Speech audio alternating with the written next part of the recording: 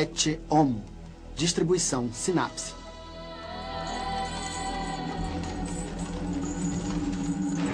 Punições.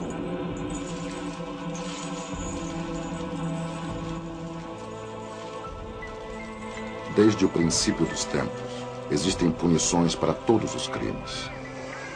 Encarceramento, açoite,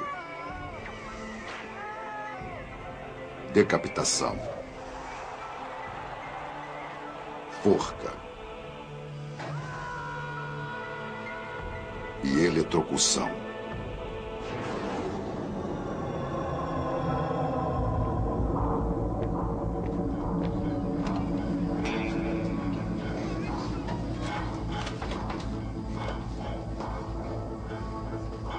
Por ser direcionado a uma vítima, todo crime é um ato social. A punição também é um ato social. A punição é uma sanção imposta pela comunidade a uma pessoa que violou as regras, sejam elas orais ou escritas.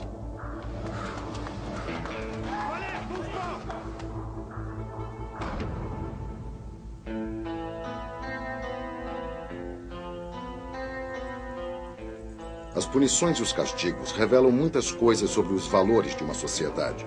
Em algumas épocas, o castigo corpóreo era mais frequente. Em outras, os prisioneiros eram sentenciados ao trabalho forçado.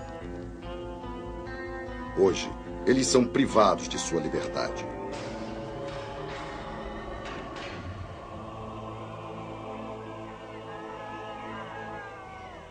Atualmente, consideramos revoltantes e cruéis algumas punições do passado. A estrapada que deslocava os ombros.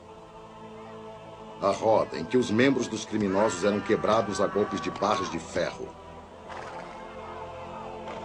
O esquartejamento.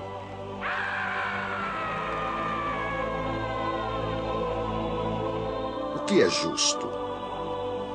A justiça é frequentemente retratada como uma mulher vendada, portando uma espada em uma das mãos e uma balança na outra. A venda significa a imparcialidade. A espada, o poder de punir. A balança evoca o delicado equilíbrio entre a severidade e a misericórdia.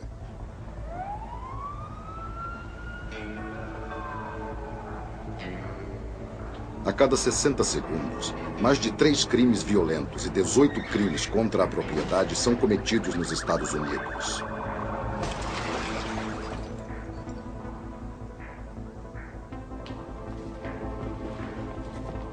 As punições são abundantes, mas mesmo assim os crimes se multiplicam. O que isso significa?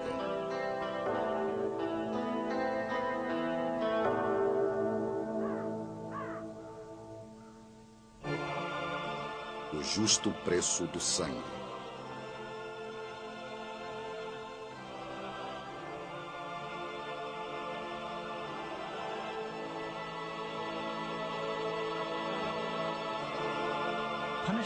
Punições são a imposição de qualquer espécie de sofrimento após a violação de alguma regra por um criminoso. Esse sofrimento envolve a condenação além da simples imposição da sanção.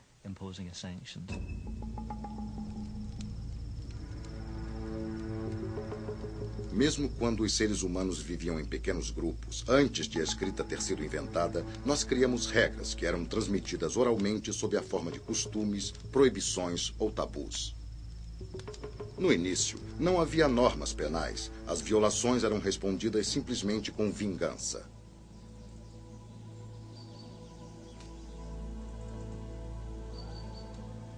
Para evitar banhos de sangue infindáveis, o homem descobriu bem cedo as virtudes da arbitragem e criou as compensações, ações que indenizariam a vítima ou sua família pelo mal perpetrado. A família de um assassino, por exemplo, daria à família da vítima aproximadamente 50 cabeças de gado para compensar a perda. Ainda hoje, essa forma de justiça compensatória é praticada em algumas partes do mundo.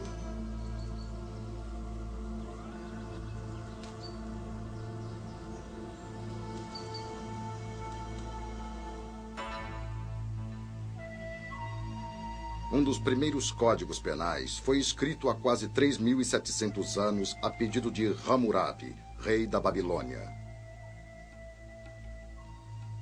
O Código de Hammurabi prescreve algumas sentenças bem rígidas em alguns casos, mas a característica que mais se faz notar é a tentativa de atingir um certo equilíbrio entre crime e castigo.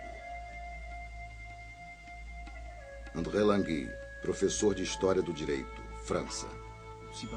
Se, por exemplo, um arquiteto construísse uma casa e ela desabasse, matando o proprietário, o arquiteto era punido com a morte. Por outro lado, se a casa desabasse e matasse o filho do proprietário, o arquiteto não sofreria nada, mas seu filho seria executado.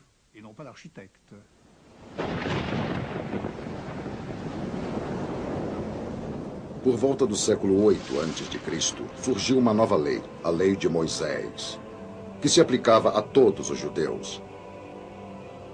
Inspirada nos 10 mandamentos de Deus, ela trazia toda uma nova dimensão, a ideia da retribuição divina infligida por Jeová sobre a pessoa cuja má conduta o ofendesse. As penas estipuladas pela Lei de Moisés não eram mais arbitrárias. O princípio era bem claro: olho por olho, dente por dente. Maurice Cusson, criminologista, Universidade de Montreal, Canadá.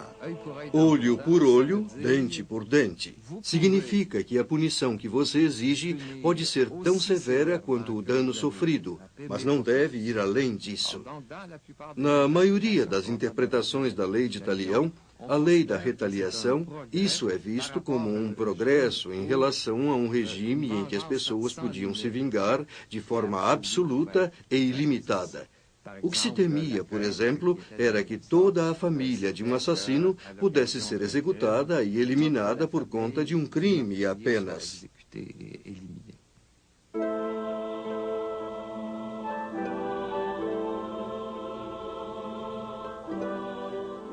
Os gregos parecem ter sido os primeiros a examinar a questão da criminalidade.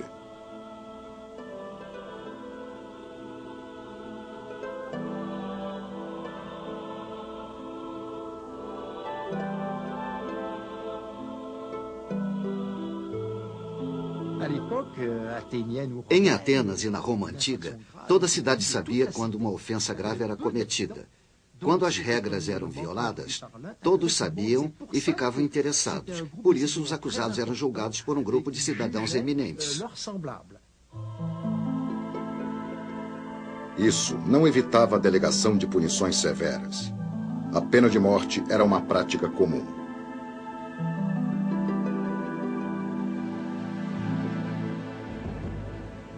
O mais famoso condenado na história da Grécia Antiga é, sem dúvida, o filósofo Sócrates. Suas ideias influenciaram todos os grandes pensadores do mundo ocidental, mas as pessoas de seu tempo o viam com desaprovação. Em 399 a.C., Sócrates foi julgado por heresia.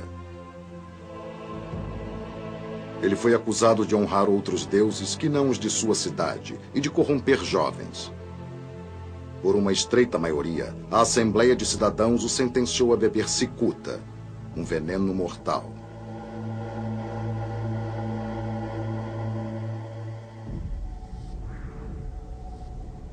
Aparentemente, entre os romanos, o meio-termo não era muito considerado. Ou a pena era pequena, como uma multa, ou severíssima e mesmo cruel, como jogar condenados aos leões para que eles fossem feitos em pedaços.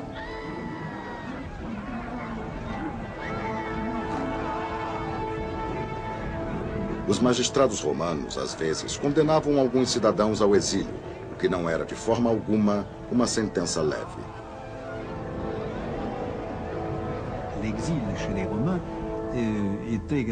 O exílio entre os romanos era uma sentença muito séria. Em toda a história do Império Romano, significava que a pessoa ficava proibida de utilizar água ou fogo na preparação da comida. Perdia sua identidade de cidadão e a lei exigia que ninguém lhe desse abrigo ou alimento.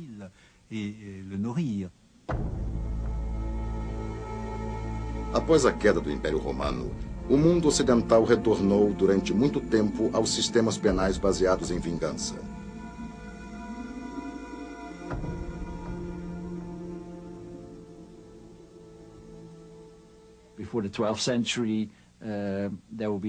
Antes do século XII, quase não havia sistemas judiciários penais.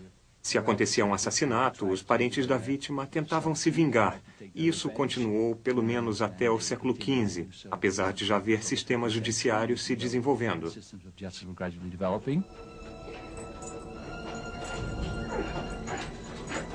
A violência e a morte continuavam a fazer parte da vida cotidiana. A população queria saciar sua sede de vingança contra os criminosos, particularmente contra os salteadores, onipresentes nas estradas mal conservadas e escassamente policiadas da Europa medieval. Oficiais de polícia eram pouquíssimos e a maioria dos criminosos escapava à lei. Mas quando um acusado era levado a julgamento, os castigos corpóreos eram considerados apropriados e a opinião pública exigia que eles fossem cada vez mais severos. Essas punições eram realizadas em público e sua crueldade deveria servir como exemplo e prevenção.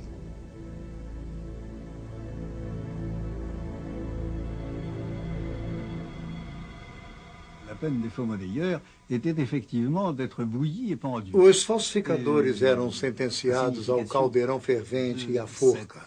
E é fácil ver a lógica por trás dessa punição particularmente horrível. Acho que é simbólico. O falsificador de moedas prejudicava o Estado e o rei. E ele precisava de um cadinho para o crime. E por isso, tinha que sofrer um castigo que se assemelhava ao crime cometido.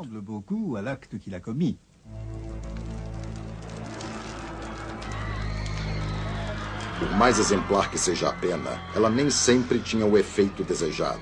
Os locais das execuções costumavam ser o palco de inúmeros delitos. Nas execuções do século XVII, os punguistas estavam sempre de prontidão, pois como se dirigiam aos lugares onde se formavam grandes multidões, iam também às execuções. Esse é um exemplo claro de que naquela época as punições não detinham todo mundo.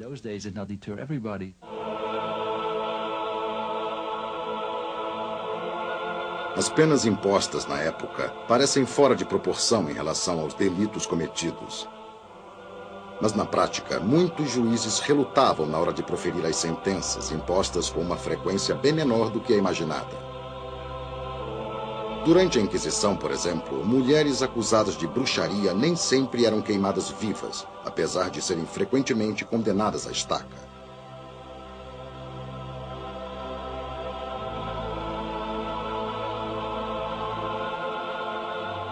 Em alguns casos, o magistrado incluía um apêndice chamado retentum, em que aconselhava o executor a matar a acusada antes de ela ser queimada.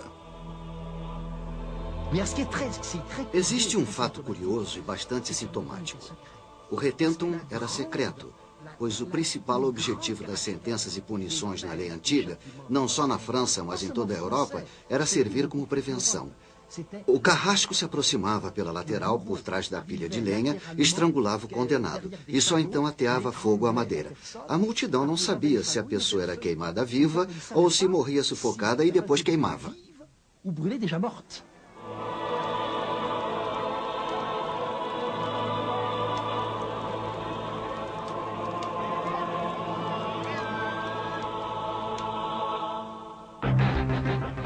E o homem criou as prisões.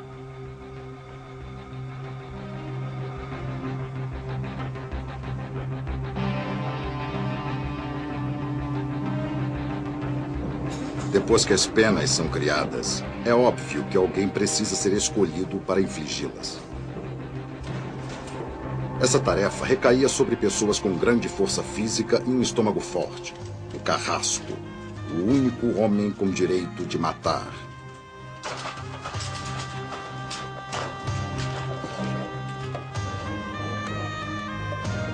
No começo, as pessoas indicavam alguém da comunidade, normalmente o açougueiro, para ocupar a posição.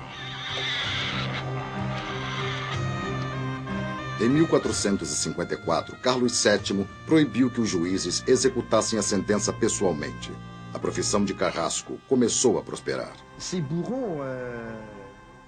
Com frequência, o cargo passava de pai para filho.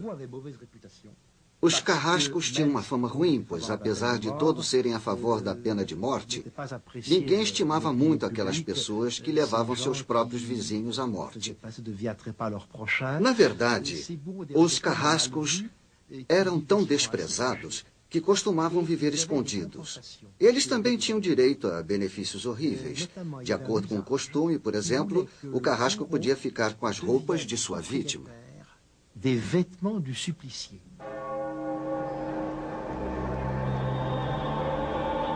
O carrasco infligia as punições e realizava as execuções.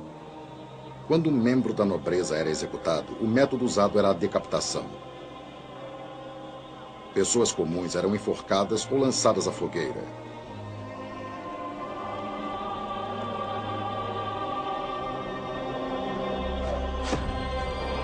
As execuções eram públicas e, às vezes, o carrasco vendia lugares na plateia para os eventos mais espetaculares.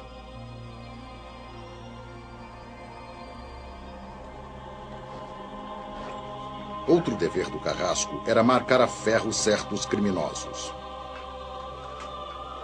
Quando ele queimava as letras G, A e L nos ombros de um criminoso, todo mundo sabia o que aquilo significava. A pessoa que portava aquela marca estava condenada a uma vida infernal e muito provavelmente curta. As letras significavam condenado às galés.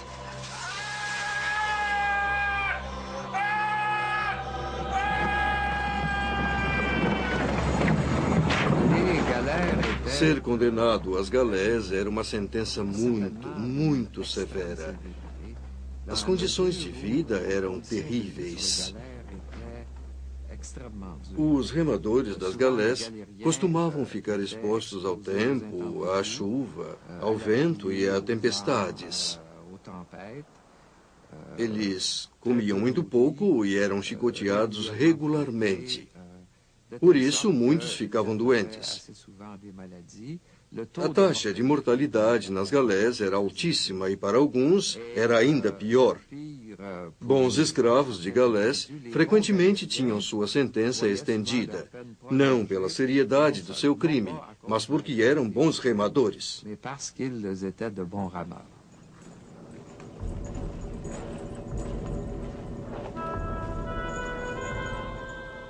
A frota real precisava de remadores para impulsionar suas galés, e por isso o rei Luís XIV emitiu um decreto exigindo que os tribunais sentenciassem cada vez mais criminosos a elas. Em pouco tempo, ladrões e vagabundos começaram a se juntar a assassinos e contrabandistas. Entre os anos de 1680 e 1715, 38 mil homens foram mandados às galés. A vida humana parecia valer muito pouco. Perto do fim do século XVIII, o povo começou a exigir publicamente uma reforma radical no sistema judiciário penal. O maior porta-voz desse movimento era Cesare Bonesana, Marquês de Beccaria. Beccaria era um jovem marquês italiano de 20 e poucos anos.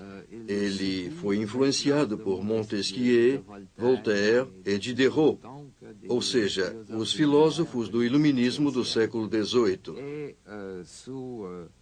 Por influência de alguns amigos de Milão e das proximidades, ele escreveu um breve volume de menos de 100 páginas, intitulado Ofensas e Sentenças, que causou uma considerável comoção em toda a Europa.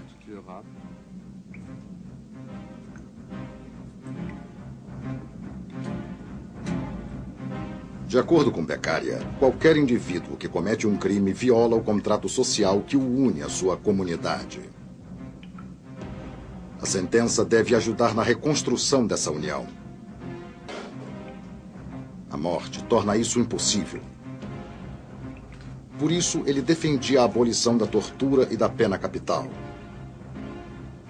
Em vez dos castigos corpóreos, ele sugeriu a privação da liberdade do criminoso através do encarceramento.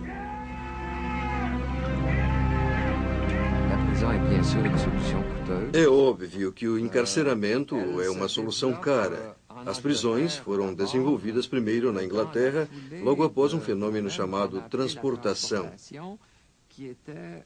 Os condenados por crimes graves, assassinato, na maioria das vezes, eram mandados para as colônias.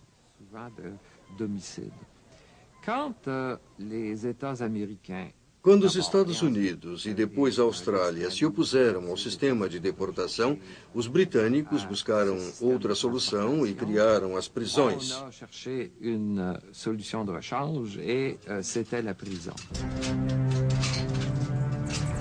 Mas ainda assim, ninguém prestava muita atenção aos sofrimentos físicos e morais do prisioneiro. Homens, mulheres, crianças, ladrões e assassinos eram postos lado a lado. Viviam sem privacidade, cercados por sujeira, insetos e parasitas. Eu encontrei alguns exemplos de condenados que achavam a vida na prisão tão insuportável que começavam incêndios ou cometiam todo tipo de atos na esperança de serem executados. Às vezes, atacavam outros prisioneiros e tentavam matá-los para poderem ser mortos depois. Eles preferiam morrer na forca a viverem obrigados a trabalhos forçados.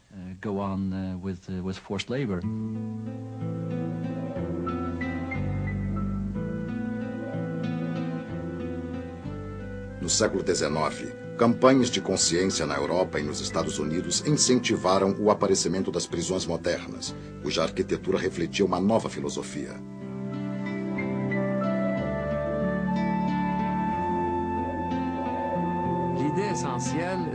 Basicamente, a ideia era cada prisioneiro ter sua própria cela. A maior preocupação daqueles que construíram as prisões na Filadélfia, assim como em Auburn, era evitar contaminação e infecções diversas entre os internos. Crescia a convicção de que o crime era aprendido através da má influência de outros criminosos e de que as prisões não deveriam ser as escolas de crime que haviam se tornado.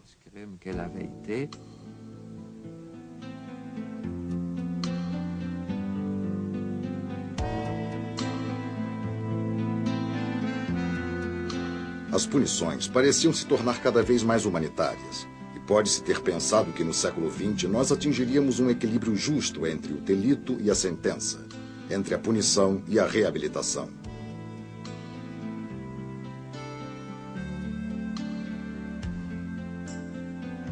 Mas estes conceitos são vagos e são definidos de acordo com as diferentes culturas e diversos regimes políticos. Viva onde quiser, mas morra no seu lugar.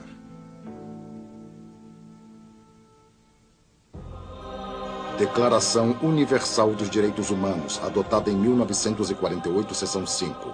Ninguém será submetido à tortura ou a outro tratamento ou punição cruel, desumano ou degradante.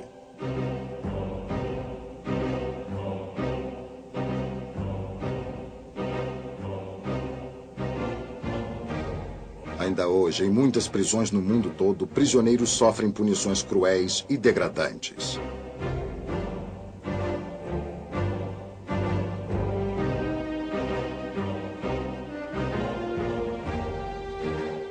Como resultado desses maus tratos, muitos prisioneiros acabam se tornando meras sombras das pessoas que foram um dia.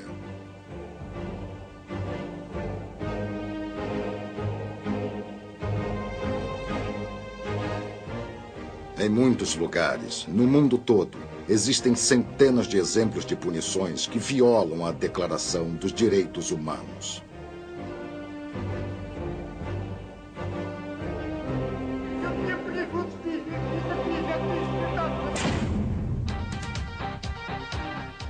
Justiça, um equilíbrio delicado.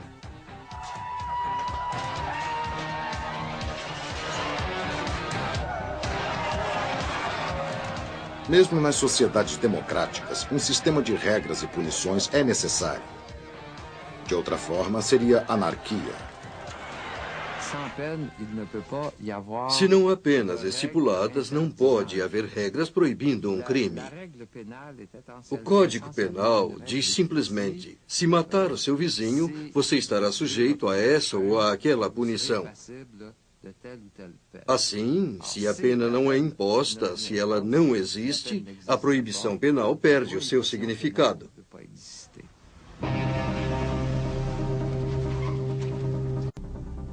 Como podemos nos assegurar de que a punição é justa, considerando a gravidade do crime, ao mesmo tempo em que damos ao indivíduo a chance de reparar o elo com a sociedade partido por ele? Como poderemos alcançar esse equilíbrio? O desafio é ainda maior pelo fato de mentalidades mudarem de acordo com a época e a cultura. Hoje, a homossexualidade não é mais condenada como um ato criminoso. Os suicidas não são mais julgados em tribunais como no tempo de Luís XIV. Mesmo assim, penas são impostas àqueles que danificam a qualidade do meio ambiente. Os 10 mandamentos representavam as principais interdições de 200 anos atrás. Hoje, um país como a França tem mais de 8.000 delitos punidos por lei.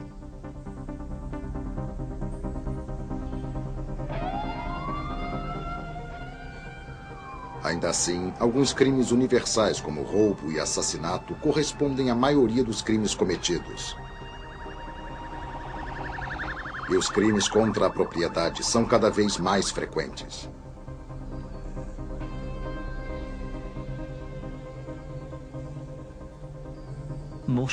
Eu acho que a maioria das pessoas concordaria que as maiores causas da criminalidade na segunda parte do século XX são o crescimento do sistema econômico e, em particular, a produção de um grande número de oportunidades, novas situações tentadoras em que é muito fácil praticar um crime. Um exemplo é a circulação de bens portáteis de grande valor, característica das décadas de 60 e 70. De repente, todo mundo tinha um carro, uma televisão e um aparelho de som. Essas coisas podem ser facilmente roubadas e revendidas.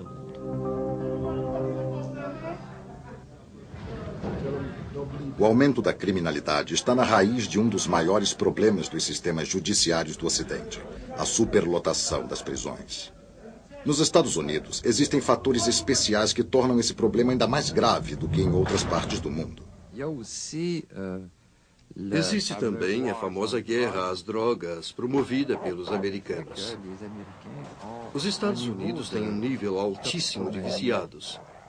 É um grande problema que eles estão decididos a erradicar. Erradicar não é um termo forte demais, pois eles querem expurgar o país do vício em drogas. Para isso, estão fazendo uso intenso das prisões e têm obtido resultados dúbios, pois os americanos continuam enfrentando altas taxas de encarceramento, vício em drogas e homicídio.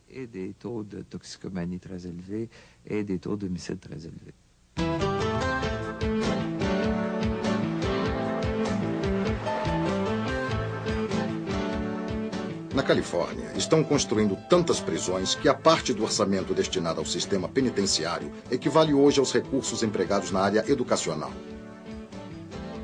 Apesar disso, as prisões californianas estão superlotadas. A taxa de ocupação é 75% superior à média. E, infelizmente, a justiça não parece ser sempre aplicada igualmente, mesmo nos países democráticos. Para um condenado, a experiência do encarceramento pode variar dependendo da penitenciária em que ele estiver preso. Em alguns lugares, pratica-se a reabilitação. Em outros, as autoridades acreditam que os criminosos devem ser punidos severamente. Entretanto, mais ainda do que a natureza do crime praticado pelo interno, o que determinará as condições de sua detenção é seu sexo, sua idade, sua classe social e sua origem étnica. Afro-americanos, por exemplo, costumam receber sentenças mais severas do que brancos que praticaram o mesmo delito. É óbvio o desastroso impacto social que isso pode ter em certas comunidades.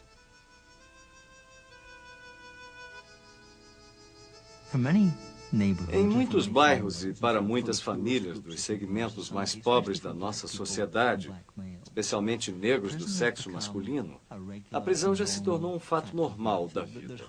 Dificilmente existe um bairro ou mesmo uma rua em que não haja em qualquer momento um grupo de jovens na prisão. A banalização da experiência de prisão, o fato de que elas se tornaram um lugar onde os adolescentes vão, de onde saem, para onde voltam depois, é, na minha opinião, um desastre do ponto de vista do bem-estar da comunidade, da integração da população e, mais ainda, do ponto de vista da manutenção de algum tipo de autoridade civil.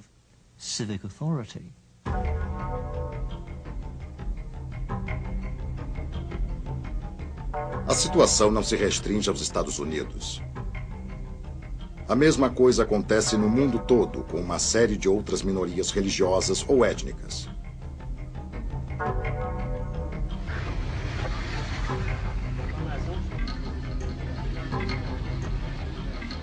Na América do Norte, as taxas de reincidência são muito grandes. Logo, um jovem tem grandes chances de ir para a prisão mais de uma vez. Após a adolescência, a maioria dos delinquentes para de cometer crimes. Mas, enquanto isso, será que as prisões estão cumprindo seu papel? É claro que elas impõem uma punição, pois essa é a razão principal de sua existência. Mas seriam elas eficazes na reabilitação dos internos? As opiniões se dividem.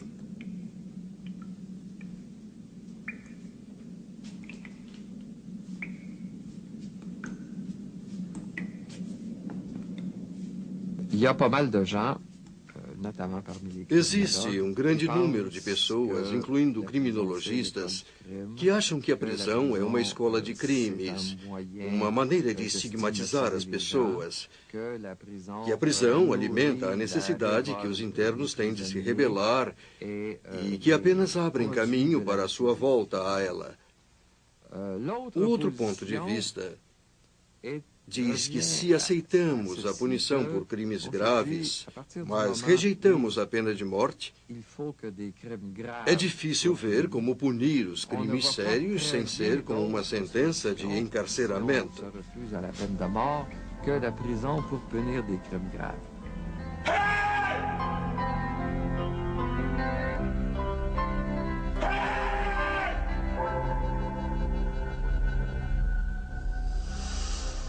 Uma questão de vida ou morte.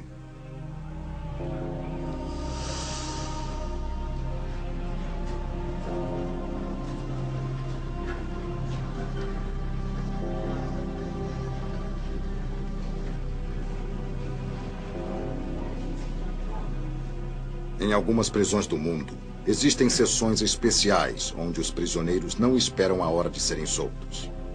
Essas pessoas estão contando os dias que ainda têm para viver enquanto tentam não enlouquecer. Elas receberam a pena capital e vivem no corredor da morte.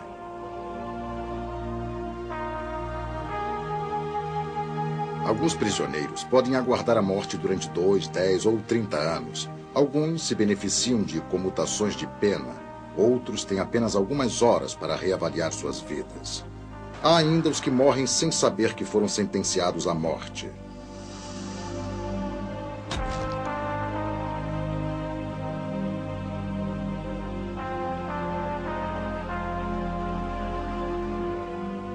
Na melhor das hipóteses, os prisioneiros são avisados do dia de sua execução. Eles têm tempo de se despedir de suas famílias e podem saber como serão executados. Em alguns países, esse sistema funciona perfeitamente.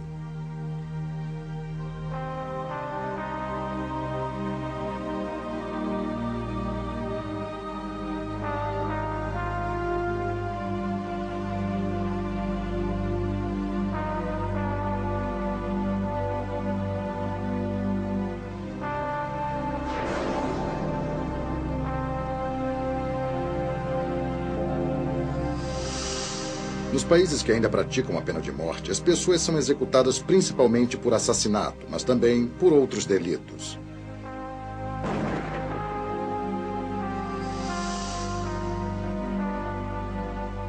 Diversos países africanos continuam empregando a pena de morte para assassinato, mas também para roubos com agravantes, fraude e mesmo feitiçaria.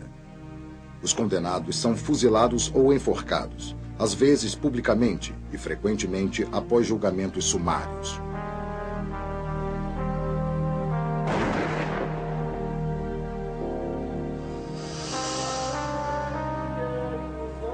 Nos países regidos pela lei islâmica, podem ser condenados à morte aqueles que foram declarados corrompidos em vida ou inimigos de Deus.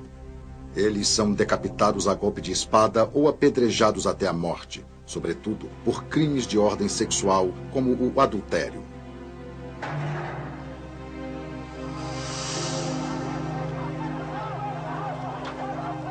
Na China, apesar de oficialmente esta prática ter sido extinta, os criminosos são expostos ao público com a cabeça baixa e um cartaz amarrado ao pescoço, como forma de humilhá-los antes de sua execução.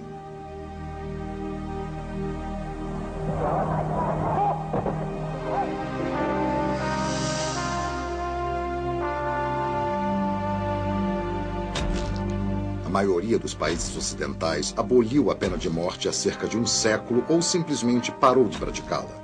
A esse respeito, os Estados Unidos são uma exceção. Os Estados Unidos têm uma incidência de crimes muito alta. E a população tem um tipo de sede de justiça ou de compensação que faz o povo dizer que, face a tamanha violência criminal, eles ainda precisam da pena de morte.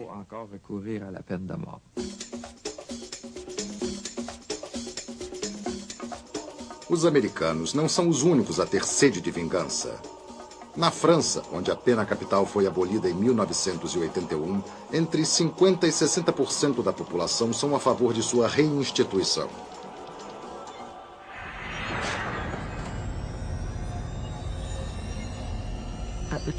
Na época em que a pena de morte era praticada por esses países, a maioria da população ainda era a favor. Em outras palavras, não foi o sentimento do povo que levou à abolição da pena de morte, e sim a liderança progressiva da elite política que causou essa transformação.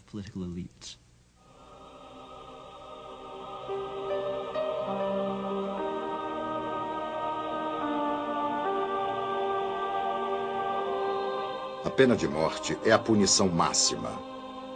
Nenhum Estado pode exercer um poder maior sobre aqueles que governa do que o poder de vida e morte.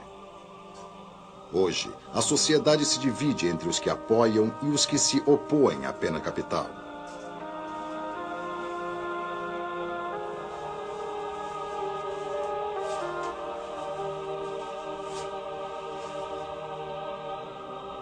Para aqueles que apoiam a pena de morte, um dos principais argumentos é o fator de intimidação e prevenção. Um criminoso tem mais medo da morte do que do encarceramento. Os detratores da pena de morte, porém, enfatizam que nos países que a aboliram não se observou aumento algum na incidência de crimes violentos. Na verdade, dentro dos Estados Unidos, aparentemente, há mais crimes nos estados que praticam a pena de morte do que naqueles que a proibiram. A pena de morte, então, não parece ser um fator de prevenção tão eficaz.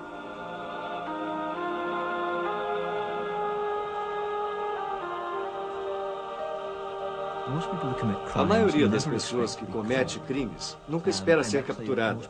Na verdade, a maioria tem bons motivos para crer nisso, pois a maior parte dos criminosos não é capturada. Além disso, pessoas que cometeram crimes hediondos pelos quais um dia talvez fossem executadas tendem a agir em estados emocionais extremos em que não se importam com as consequências e não ligariam se soubessem que poderiam ser executadas por aquele ato. Ou podem estar também envolvidas em atividades altamente rentáveis e de grandes compensações econômicas. Mas, geralmente, a maioria das pessoas nunca espera ser capturada. E se for, nunca espera ser condenada. Se são condenadas, esperam não ser executadas. Criminosos são otimistas.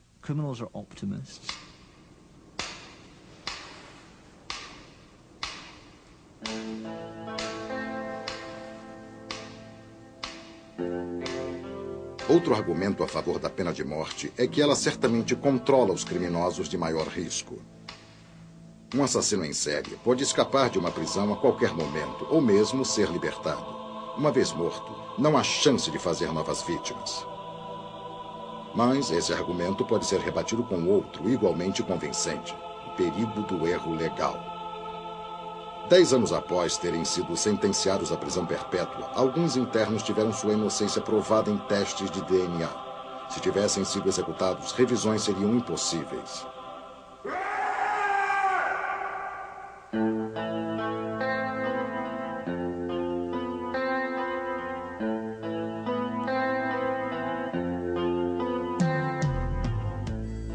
A sociedade teria os recursos necessários para sustentar criminosos condenados à prisão perpétua?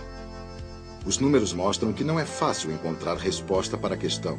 No estado da Flórida, o custo médio de uma execução, incluindo todos os recursos legais, é de 3 milhões e 200 mil dólares. Em comparação, a prisão perpétua custa apenas 500 mil dólares por interno.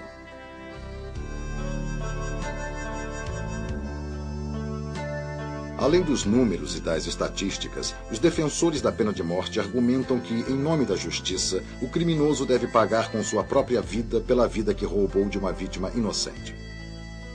Eles recitam exemplos de criminosos que cometeram dezenas de crimes hediondos, desmembrando jovens moças, torturando e estuprando crianças. O encarceramento já provou ser relativamente ineficaz, porém indispensável. O problema é decidir se a pena de morte é mesmo a solução para crimes muito sérios.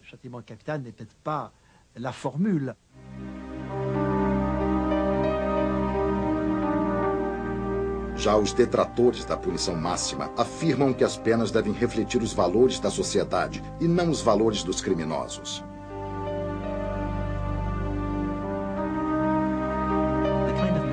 A mensagem que está sendo enviada é o que eu considero realmente contraproducente. Estão usando violência para dizer que violência é errado. Estão matando gente para dizer que matar é errado.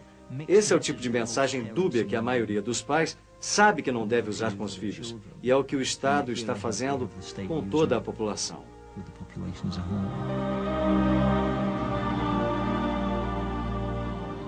O Estado que condena o assassinato tem direito de pôr fim à vida de um cidadão?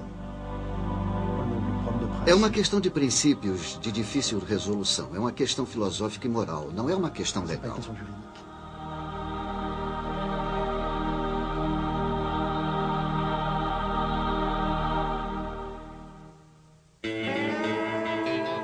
O futuro das punições.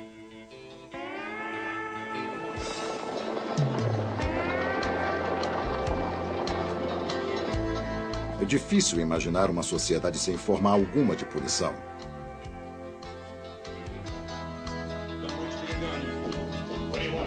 Se não há leis ou um forte sistema judiciário, surge automaticamente uma outra forma de justiça.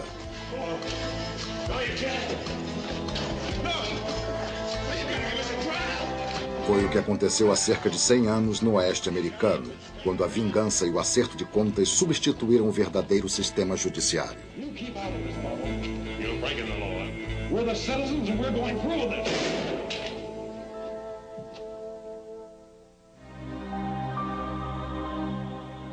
Apesar de a situação atual ser mais civilizada, será que é melhor? Diante da crescente criminalidade, do aumento da ansiedade do público e da aparente ineficácia da repressão, ninguém sabe de verdade qual abordagem escolher.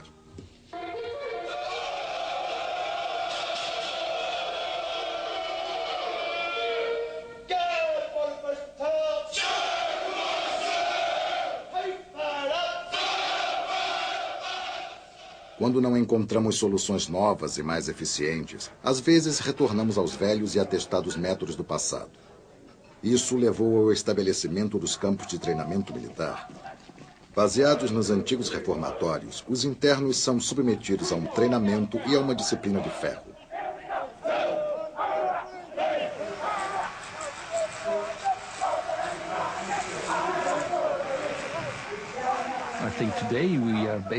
Acho que hoje ainda usamos punições porque não encontramos outra maneira de lidar com o crime. Não porque seja bom, mas é um método tradicional e ainda não encontramos nada melhor.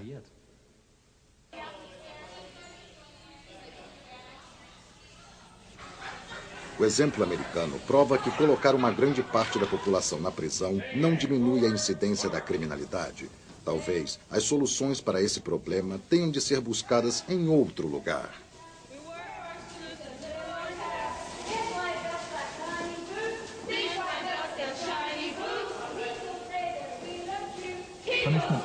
As punições são meios de clamar por condenações, de acertar a retribuição e a vingança de acordo com as exigências do público ou da lei.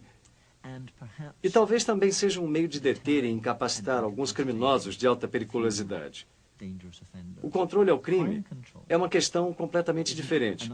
O controle ao crime trata, acima de tudo, de prevenir que o crime aconteça, seja com a educação das crianças ou com a socialização de jovens adultos, de forma a fazer com que alguns não queiram cometer crimes e convencê-los de que é errado cometer crimes, além de impedir o surgimento de condições propícias à atividade criminosa.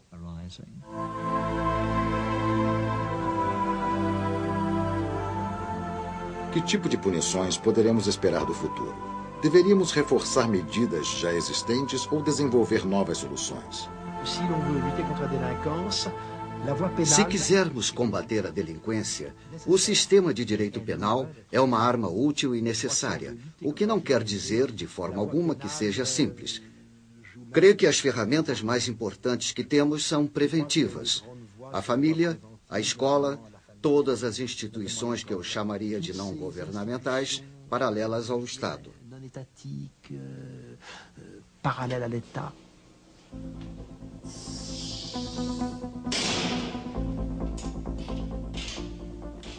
Não há dúvida de que o encarceramento continuará sendo a solução definitiva para alguns crimes. Mas nós poderíamos desenvolver uma série de penas intermediárias para delitos menos graves. Tornozeleiras eletrônicas, por exemplo, poderiam ser usadas para supervisionar os movimentos de um condenado sem colocá-lo na prisão. Medidas destinadas a fazer reparações às vítimas, como o serviço comunitário, também poderiam ser mais incentivadas. Os novos métodos não parecem ser mais eficazes do que os antigos. Então, o que podemos fazer?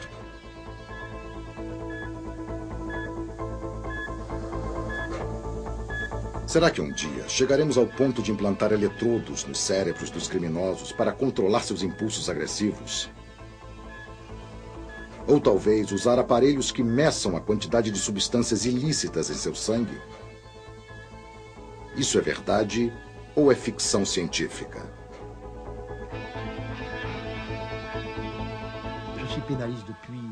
Eu trabalho com direito penal há 40 anos e acredito que ele tem seus limites. Nós não deveríamos confiar muito nele, mas precisamos aplicá-lo. Não podemos desprezá-lo. Mas precisamos lembrar que existem muitas outras maneiras, além do direito penal, de socializar ou ressocializar alguém.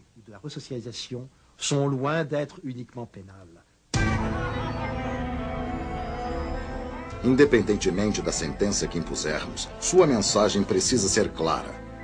Ela deve dizer ao criminoso que a sociedade considera sua ação inaceitável.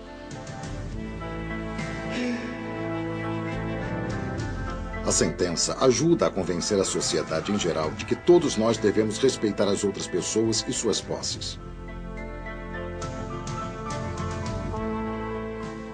E, finalmente, a sentença diz à vítima que o ato que ela sofreu foi injusto e que merece reparação.